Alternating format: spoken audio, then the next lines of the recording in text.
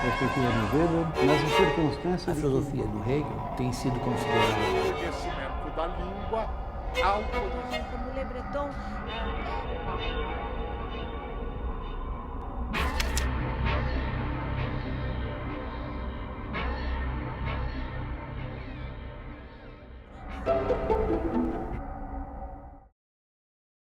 Começa agora o curso livre Universidade de São Paulo. Na aula de hoje, o professor Nilson José Machado explica a competência do professor em sala de aula. Ele também fala sobre as habilidades e pré-requisitos de um bom professor. Vamos então à aula Tópicos de Epistemologia e Didática. Nós conversamos sobre os elementos constitutivos, não é? Dessa ideia de competência, os eixos fundamentais quando a gente fala de competência, né? E um caso especialmente interessante para a gente analisar, que é o nosso objetivo hoje, é o caso da competência do professor. Por quê? Porque nesse caso específico é evidente que saber o conteúdo que se ensina é fundamental, mas não garante a competência, não é? Se falando de competência em sentido mais largo, e competência dos alunos, pode haver essa mistura de achar que um aluno estuda pouco, mas é muito competente, né? Ele, assim, até não é muito estudioso, mas faz e acontece por conta da associação da ideia de competência à mobilização de recursos, né? Aqui, no caso do professor, fica nítido isso, que se não conhece o conteúdo, já está garantida a incompetência, mas se conhece, não está garantido nada, e aí a gente quer pensar um pouco sobre o que caracteriza, né, um professor competente. Para começar, eu diria que há quatro verbos que podem ser utilizados para a gente caracterizar um professor competente, a ação de um professor competente, não é?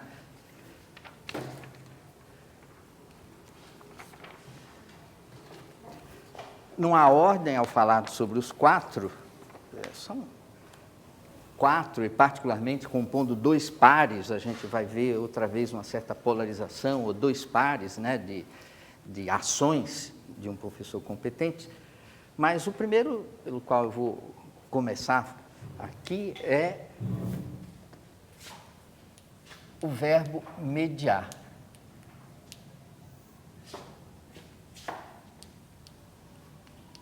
E o substantivo aí derivado da mediação. Quer dizer, não existe um professor competente sem essa capacidade de mediar ou de fazer mediações. Agora, quem fala em mediação pensa em conflito. Faz uma mediação, né? Medeia, que é estranho, mas é por aí, um conflito, né?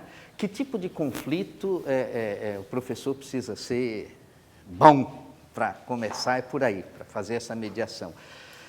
Não, certamente eu não estou falando de briga na sala de aula, ainda que isso possa ocorrer, disputas desse tipo, mas eu estou falando de um conflito básico, que é o conflito de interesse.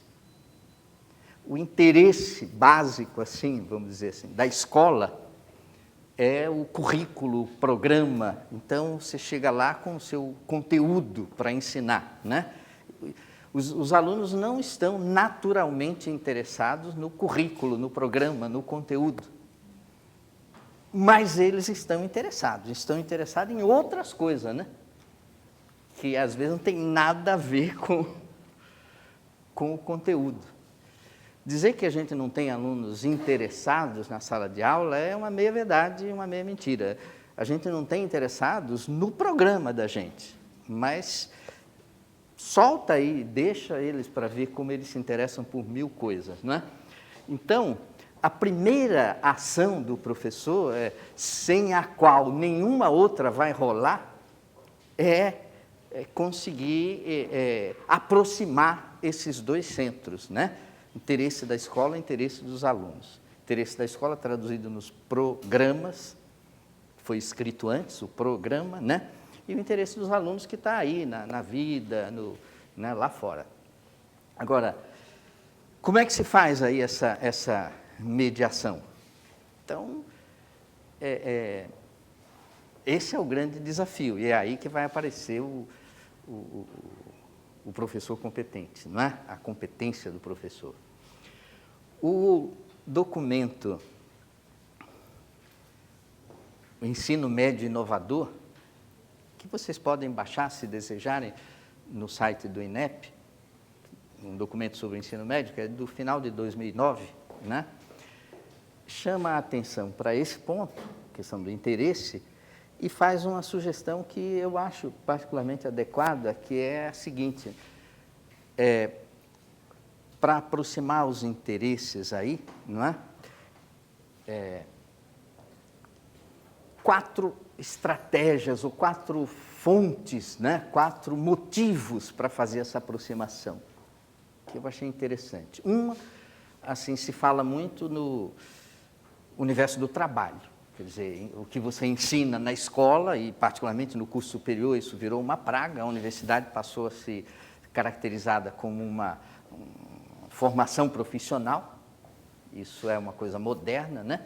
Quer dizer, a universidade, claro que forma para profissionais, mas o fato é que a universidade, o centro de gravidade da universidade tinha que estar na cultura, tem que estar na cultura, né? É muito mais, é o transbordamento que é a formação profissional. No ensino médio, então, ficar fazendo esse elogio puro e simples da preparação para o trabalho é uma coisa complicada, pode ser ou não interessante. Se a gente radicalizar e pensar na criança bem pequenininha, o trabalho infantil certamente é detestável. Você querer dar aula para a criança pequenininha, educando, né, ou preparando para trabalhar, é uma deformação. A criança não é para isso. O trabalho infantil a gente não quer, né? De alguma maneira, até o ensino médio, o aluno tem que ter uma formação que, obviamente, não briga com o trabalho, mas que tem que ser a formação da pessoa, não é? Formação pessoal. Isso não tira a importância do mundo do trabalho como um foco de interesses, mas não pode ser só isso. E o documento a que eu me refiro, o Ensino Médio Inovador, faz referência a pelo menos outros 3 focos de interesse. Interessar os alunos pelo trabalho, perfeito, né? Outro foco de interesse, a tecnologia, ou as tecnologias. Interessar os alunos por isso. Isso aí eu acho que eles já estão naturalmente interessados hoje, cada vez mais, né? Mas é preciso interessar não pelo fascínio da tecnologia. Estou falando numa aproximação entre isso e o interesse da escola, que são os programas, né? Então, não é para transformar os alunos em técnicos, tecnólogos ou interessadíssimos em tudo que é modernidade, assim, né? Modernosidade eletrônica. Mas, por exemplo, você usar uma coisa que está aí na boca do povo, como o GPS, por exemplo, isso é só um exemplo. Você usar o GPS para atrair o interesse dos alunos e aí dar a sua aula de matemática, né? Ensinar as coisas de matemática do programa aí, tendo isso como motivação, isso é só um exemplo, mas é uma coisa que funciona muito bem. E o GPS tem vários tipos, não é? Um deles, assim, alguns deles que você usa mesmo, a geometria analítica, né? Que a gente ensina na escola básica.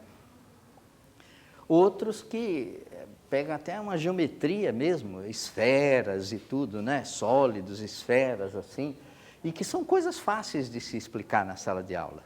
Não é coisa de técnico, de especialista, nada disso, né? Coisa simples. Agora,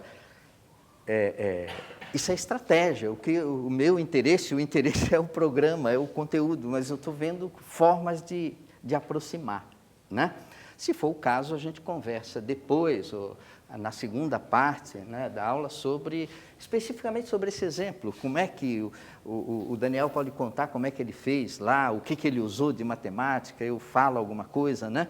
Mas como nem todo mundo é da mesma área, fica só uma referência. A tecnologia pode ser também as máquinas fotográficas, né? Assim, 8 megapixels, 10 megapixels, o que é isso, né? O que é isso? E como é que a gente pode ir para uma sala de aula hoje de matemática ensinar matrizes sem pensar nisso, não é? Numa tela, não há nada mais matricial, no sentido de linhas e colunas, né? Do que uma tela. Enfim, a tecnologia está cheia de focos assim, repito, não é para despertar o mero fascínio, é para eu usar nesse sentido de mediação. A mediação nesse sentido de aproximação entre os interesses. Sem isso, nada vai rolar na sala de aula, né? O documento fala de outros 2 focos de interesse para essa mediação. A mais aqui é o universo da cultura, a arte incluída, não é? O universo da cultura.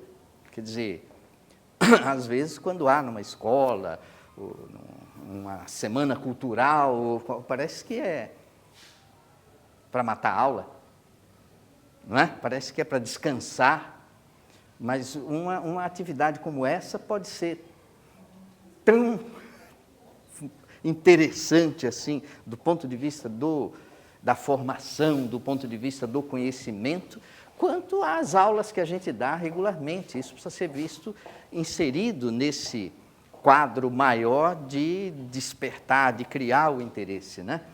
Porque sem o interesse nada rola. E uma coisa que eu achei bastante pertinente é um 4º centro de interesse aqui, que é a própria ciência, o conhecimento como centro de interesse, o conhecimento mesmo. Quer dizer, não é você, assim, estar interessando por coisas fora apenas, né? O conhecimento é empolgante, se você souber chamar a atenção, não é? O próprio conhecimento. Olha, a ficção científica sempre tem um atrativo, mas eu nem estou falando de ficção científica, podemos estar pensando na realidade mesmo. Toda hora está saindo notícia no jornal, a semana passada, 2 semanas, uma sobre esse acelerador de partículas enorme, né? Que pegou um neutrino lá, uma partículazinha, e fez ir com uma velocidade maior do que a da luz. Pô, isso é pecado, não se pode andar com uma velocidade maior do que a da luz, né? Você é multado pelo Einstein, o guarda lá que chama Einstein, multa, porque não pode, né? E os humildes pesquisadores que mediram e a velocidade deu maior, eles mediram assim coisas como 20 mil vezes, 30 mil vezes, ele não foi uma vez, e eles pediram ajuda para a comunidade científica internacional. Isso que é bonito, eles falaram, olha, nós não estamos acreditando também junto com vocês, mas ajuda a gente a ver aqui o que está errado, se tem alguma coisa errada, se é a teoria ou se são esses experimentos, né? Quer dizer, como não discutir, não é, uma coisa dessa, porque o fato da constância da velocidade da luz é um fato tão, assim, estabelecido, né? De repente não é mais, não é? Então, a própria ciência, o DNA, gente, o DNA é uma coisa... Quem é que entende do DNA? Pouca gente, né? Biólogo, coisa assim. Mas todo mundo fala, não há novela que não tenha 3 exames de DNA por capítulo. Não há CSI da vida, né, que se assiste a um filme desse, que não tenha 2, 3 exames de DNA. Vocês leram Borges, a Biblioteca de Babel? Jorge Luiz Borges? O escritor argentino, né? Ele tem um conto curto que chama A Biblioteca de Babel, que é maravilhoso, né? A Biblioteca de Babel, em 1 minuto aqui, é uma biblioteca que tem todos os livros do mundo, que já foram escritos ou que ainda virão a ser. Por quê? Porque ela é organizada com base numa combinatória de signos. Você simplesmente faz uma combinatória de signos e faz a combinatória infinita. Então, o que alguns não fazem nenhum sentido, outros fazem, mas o que faz, o que der para ser escrito está lá, porque essa combinatória é exaustiva, né? A imaginação do Borges. Uma coisa parecida, o Anatole France, né? Escritor, romancista francês, ele tinha uma paixão por dicionários. E por quê? Porque ele dizia: todos os livros estão num dicionário. Eu tenho um dicionário lá em casa, né? Um dicionário bom. Todos os livros estão lá. É só uma questão de eu saber colher, porque todos estão lá. Usam aquelas palavras, todos estão lá. Né? É evidente que a grande questão é como é que eu extraio um livro do dicionário. Como é que eu crio um livro a partir daquele estoque de palavras. Isso é que está em questão. A grande questão na biblioteca do Borges é como é que a gente localiza as coisas, né? E depois, como é que você consegue ler aquilo, decifrar. O próprio Borges sugere que você precisaria ser, no mínimo, Deus para poder ter essa capacidade de decifrar todos aqueles símbolos, não é? E acontece uma coisa muito parecida com o DNA. Quer dizer, parece que se estima assim, que o genoma humano, né, tem assim, 38 mil genes. 38 mil genes, né? Mas aí, olhando as coisas ainda menores do que um gene, né? Então, tem 3 bilhões e não sei quanto mais lá de nucleotídeos ou coisas assim, né? Que vão compor umas coisas que ficam dançando lá, uma valsa, né? Você vê a dupla hélice, está sempre dançando uma valsa. Aí as pessoas estão, os cientistas estão tentando mapear as letras e tudo que aparece.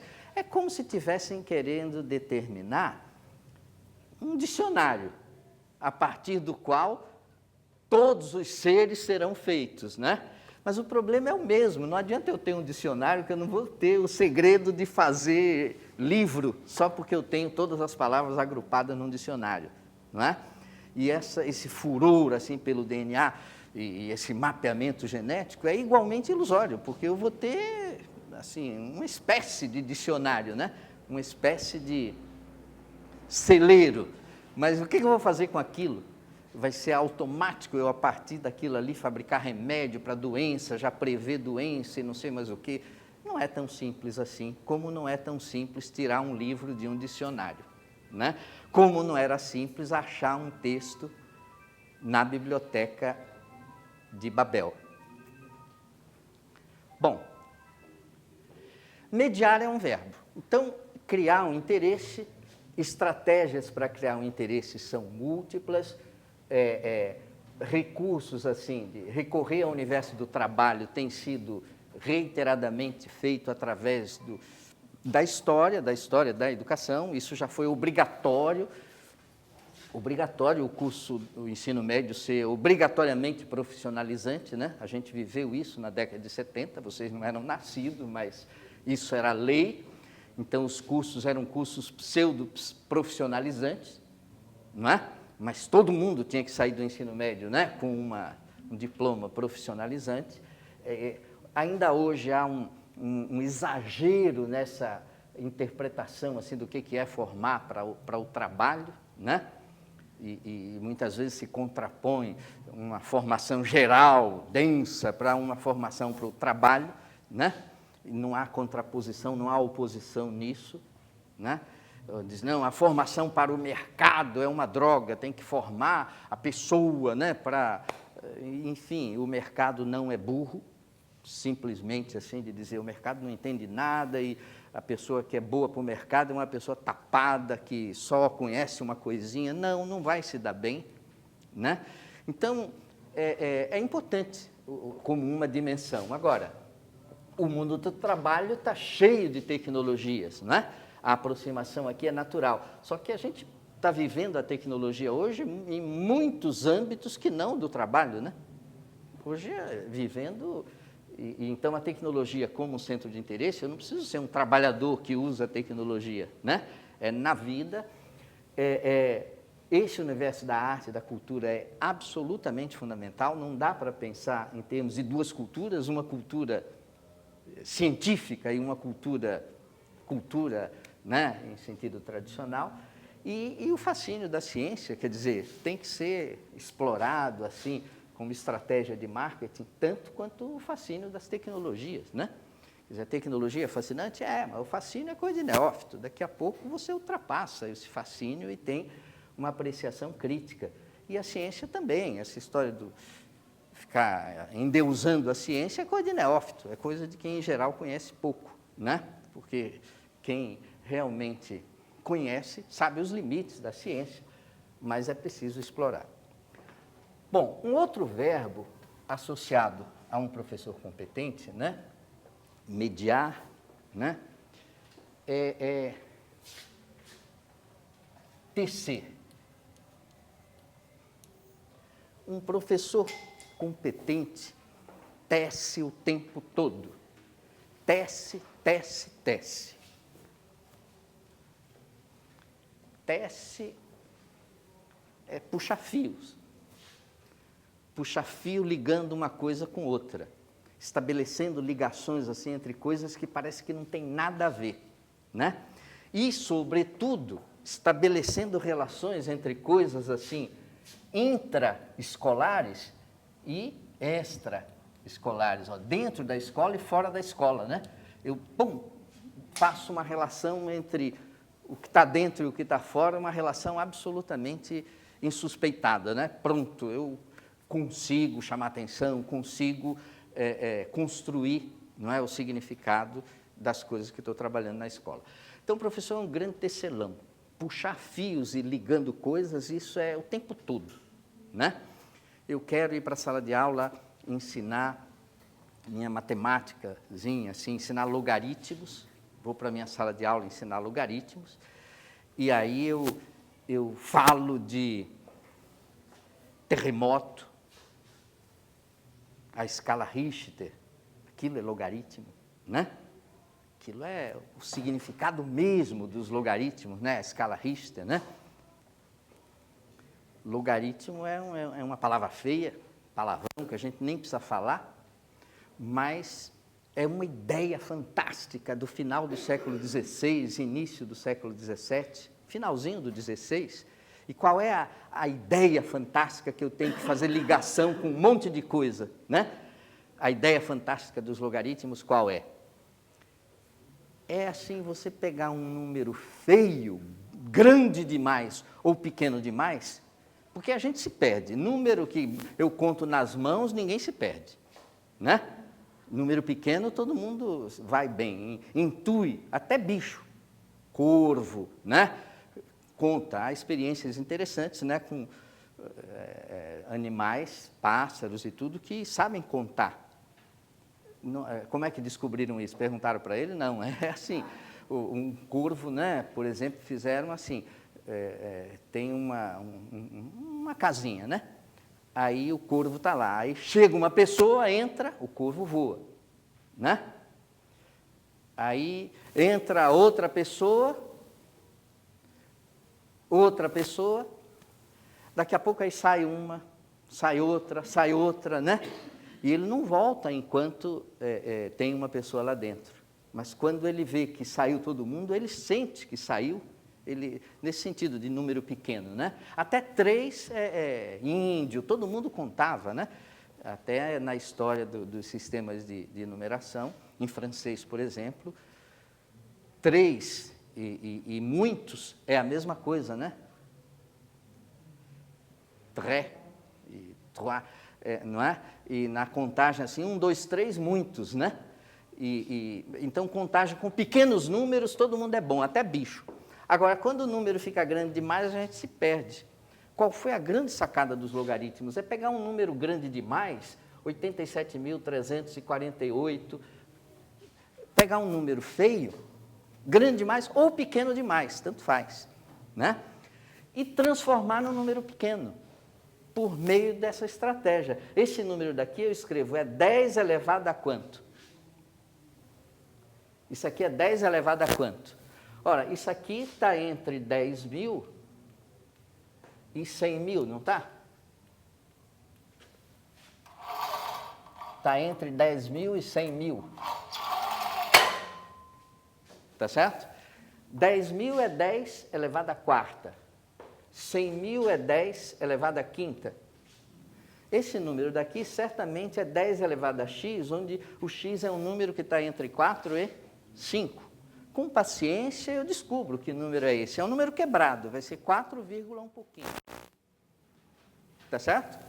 Pois bem, esse número é que é o logaritmo desse daqui. Quer dizer, se eu pego um número feio e escrevo 10 elevado a nzinho, esse nzinho é que é o logaritmo do grandão, né? Não precisa nem dar um nome, é só, em vez de olhar para o número, eu passo a olhar para o expoente, na base 10. Depois você pode até dizer, olha, a base nem interessa, precisa ser 10? Não precisa, pode ser qualquer outra, né? Mas aí quando for outra eu aviso, né? E aí, quando você fala que um terremoto foi de 7 graus na escala Richter, o que você está dando uma ideia é da energia que provocou aquela desgraça, né? É da ordem de 10 elevado a 7, o 7 é só o expoentezinho, né? Então, você entende imediatamente que um terremoto, digamos, de 8 graus, não é um pouco maior que um terremoto de 7, né? Um de 8 graus é um pouquinho maior que o de 7? Não, o de 8 graus é 10 vezes maior que o de 7, porque é um lá no expoente. Não é? Então, eu estou querendo ensinar logaritmos, falando de logaritmos, mas eu estou relacionando, estou puxando fios, e a ideia de logaritmo vai nascer no cruzamento de um monte de fios que eu consegui puxar.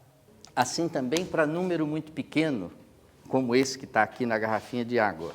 O pH está escrito na água em geral. pH 7,27. O que é isso? Em toda a garrafinha tem. Hã? 5,68. É. O que é isso? pH. pH. P minúsculo, H maiúsculo, assim. pH da água, né? 7. Né? O que quer dizer isso?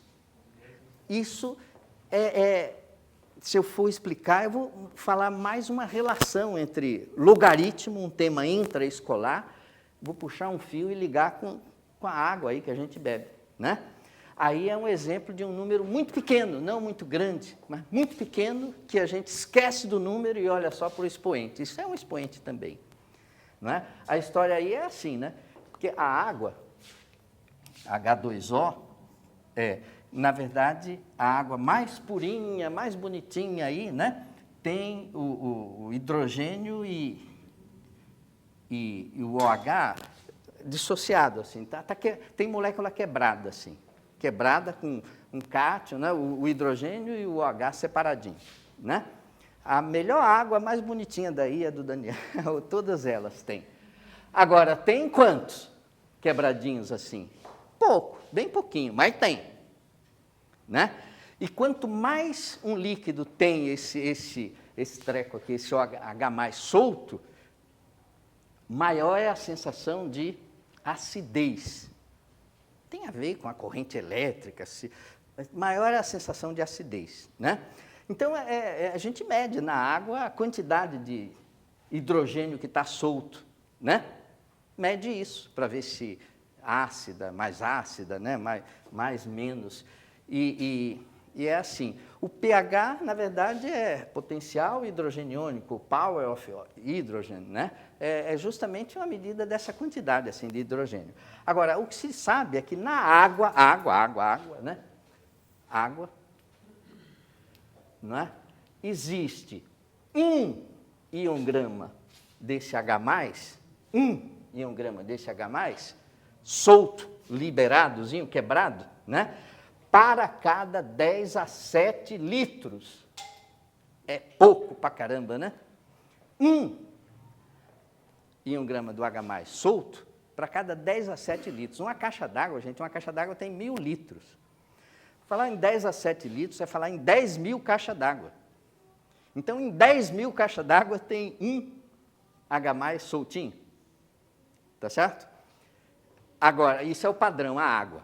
Agora, se eu pego uma limonada e espremo o limão e vou fazer uma limonada, né? Aí tem mais, tem 1 ion-grama daquele solto para cada, digamos, 10 ao cubo litros. É pouco ainda, né? É um íonzinho daquele solto para cada caixa d'água. É pouco, mas é muito mais do que da água, né? Isso é um líquido que é, assim, ácido, né? Ácido. A acidez está ligada à quantidade, assim, desse H+ solto, né? No líquido. E quando você está com acidez, você toma um leite de magnésia, né? Toma um remedinho aí. Esse remedinho deve ter menos, né? Menos ainda do que o da água, né? Um leite de magnésia e tudo que você toma para combater a acidez, tem um H+ solto, e 1 grama, para cada 10, digamos, a 12 ou 13 litros. Não é? Essa conversa enrolada toda é traduzida simplesmente numa escala. Diz, a água tem pH 7, não é? Um ácido tem pH entre 0 e 7. Não é isso? Essa que é 5,80 e pouco é um pouquinho ácida. Tá certo? Tem a brincadeira do H2O e a outra, né? Porque justamente quando tem o H+ solto, tem esse também solto, não é? E que dá uma aguinha mais com uma certa acidez, não é isso? E um leite de magnésio, uma coisa que a gente toma para combater a acidez, tem o pH, digamos, 12, 13, 14. Tá certo? Então, outra vez, eu estou só dando o expoente, né? Tá certo? Porque eu estou lidando com coisa pequena e coisa grande demais.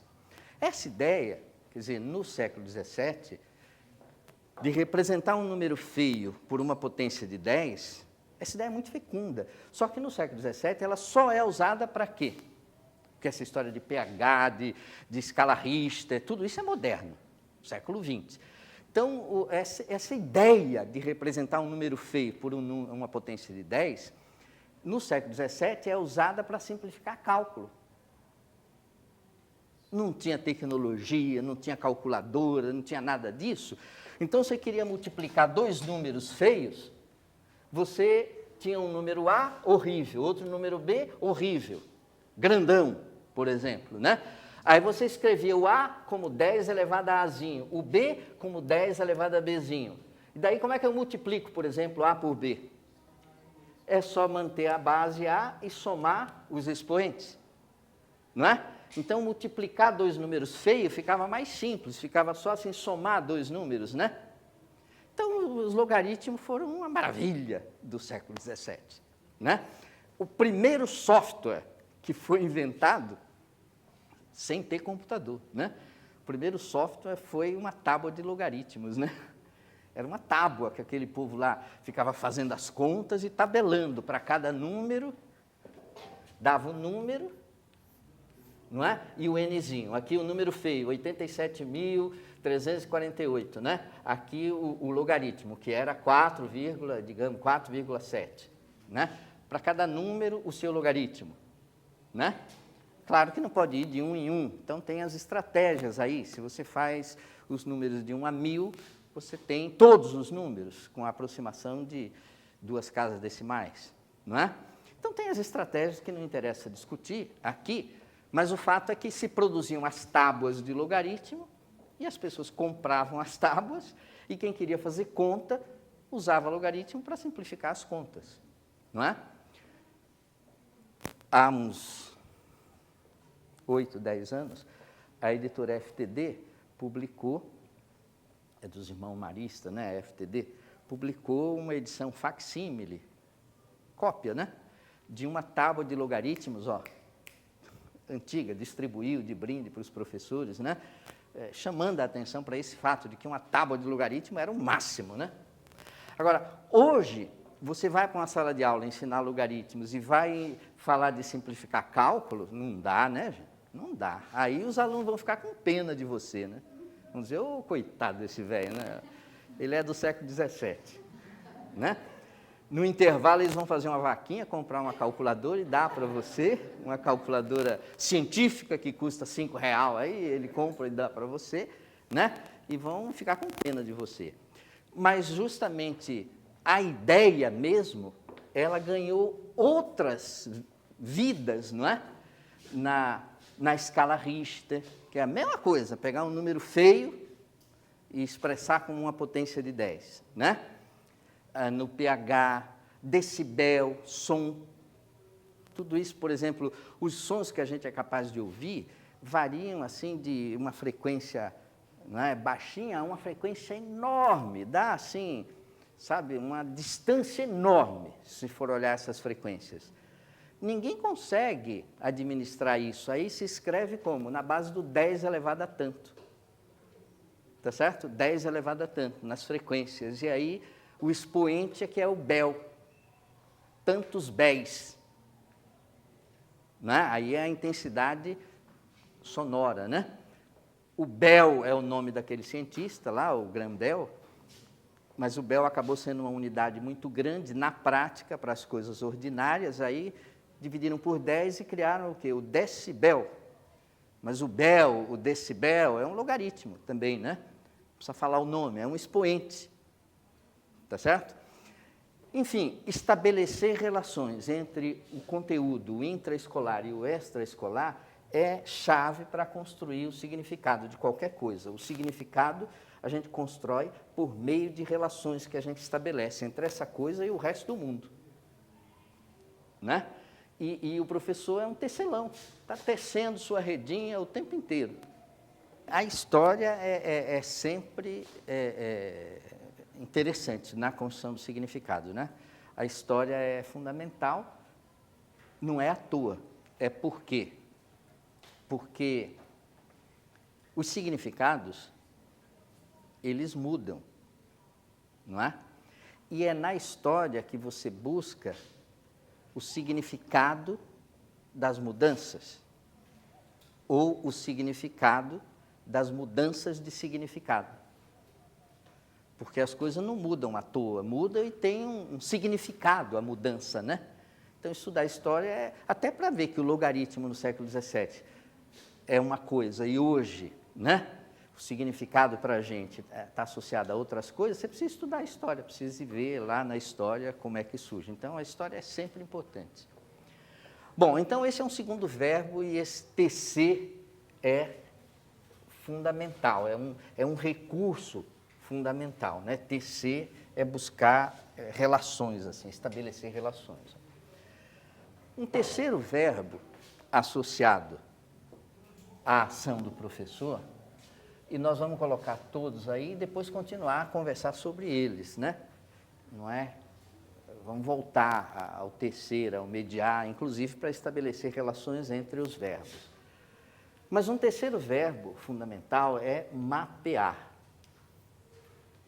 Um professor competente, permanentemente, é um cartógrafo, faz mapas. Cartógrafo, no sentido seguinte, a gente puxa fios o tempo todo, né? Puxa fios quer dizer, relaciona uma coisa com trocentas outras, não é? E assim a gente vai constituindo uma rede de relações, né? As coisas vão aparecendo entrelaçadas, assim, ó, uma rede de relações. Então, assim a gente vai construindo conhecimento, está tudo bom. Só que não é porque está tudo ligado com tudo, tudo misturado, ligado com tudo, que tudo vale a mesma coisa. Essas ligações ocorrem entre coisas que são relevantes e coisas que são irrelevantes. Não é? Quer dizer, não é porque a gente estabeleceu esses links que aí está tudo misturado, liberou geral, vale tudo. Não vale tudo a mesma coisa, né? Quer dizer, tecer, puxar fios é fundamental, mas é imprescindível olhar para a rede, não é? Os fios puxados, e distinguir, isso é relevante, isso é mais relevante, isso é menos relevante, não é? Enfim, por pesos nas relações, essa relação é importante, essa é menos. Por pesos, o mapa que eu digo, o professor constrói mapas, é mapa de relevância. É isso que se vem buscar na escola, né? Mapas para a gente se orientar no meio desse embaralhado todo aí das redes, né? Das relações. Qualquer um de nós que vai para a rede em sentido estrito, para a internet, procurar o significado de alguma coisa, você põe lá no tio Google alguma palavra, ele nem deixa você acabar de falar a frase, você fala alguma coisa, escreve uma palavra e já não seria, e já põe 10 possibilidades, né? Pois bem, você faz alguma pesquisa assim na rede em sentido estrito, né, na internet, vem 400 mil coisas, 400 mil associações, sem exagero, não é? Rapidamente. E o que você faz com aquilo? Né? Páginas e páginas de links, de relações, né? Só que aquilo ali, tudo absolutamente misturado. O que vale, o que não vale, o que vale mais, o que vale menos, isso é você, é o seu olhar, é você que tem que ver, não é? A pesquisa nesse sentido aí, ela mistura o que presta e o que não presta, tudo fica ligado, né? Então, o que se vem buscar na escola é o discernimento para ver o que é relevante, o que não é relevante, o que tem peso, o que não tem peso, é orientação para andar nessa rede. Nada ou pouquíssima coisa, a gente poderia dizer que pouquíssimas coisas que são absolutamente relevantes ou irrelevantes, né? Quase tudo é relevante ou não é relevante, tendo em vista o projeto que a gente tem, né? E depois você não faz isso sozinho, nunca, que é isso? Você decidir, é muita responsabilidade você dizer, eu vou sentar na minha sala e decidir o que é relevante e o que não é relevante. Você está dando aula numa escola, a escola tem um projeto, né? Político, pedagógico, há um projeto seu também como professor, não é? Os alunos têm projetos, articular tudo isso e ver o que é relevante, o que é mais, o que é menos relevante, né? Não é uma tarefa para uma pessoa isolada, né? Aliás, nada que diga respeito à competência tem a ver com pessoas isoladas. O com de competência é junto, né? Competere, é saber buscar junto com, né? Pedir no sentido de buscar junto com o outro. Vocês conhecem um objeto matemático chamado faixa de Möbius? Não vale quem é da matemática, né? Tem um objeto matemático chamado faixa de Möbius. Só que isso aqui é em alemão, assim, né? Quer dizer, o som. É Möbius, mas o som como se fosse o O, assim, né? O que é uma faixa de Möbius? Deixa eu fazer uma faixa de Möbius aqui para vocês. Uma faixa de Möbius. A faixa de Möbius tem tudo a ver com essa história do intraescolar e do extraescolar. Olha, isso aqui é o cinto do Jorge. O Jorge está sem cinto? Isso é um cinto, né? Tá? Tudo bem. Um cinto é assim, não é? Uma cinta aí, tá certo? Se eu colar assim, ó, isso aqui é uma faixa de Möbius. Tá certo? É só o cinto. Mas o cinto tem o lado de fora e tem o lado de dentro. Não é? Tem claramente o que é fora, eu pinto o que é fora de verde, o que é dentro de amarelo. Não posso? Tranquilo. Agora gruda assim, ó. Gruda assim. Isso é uma faixa de Möbius. Como é que é? Sim, parece, né? Mas é o símbolo do INPA, Instituto de Matemática Pura e Aplicada, lá no Rio. O símbolo do INPA é essa faixa. Mas o que essa faixa tem de notável? É que ela não tem dentro nem fora. Vamos supor que uma formiguinha esteja aqui, a formiguinha está do lado de fora. Aí ela começa a andar, começa a andar, começa a andar, começa a andar, começa a andar. E agora? Ela está dentro.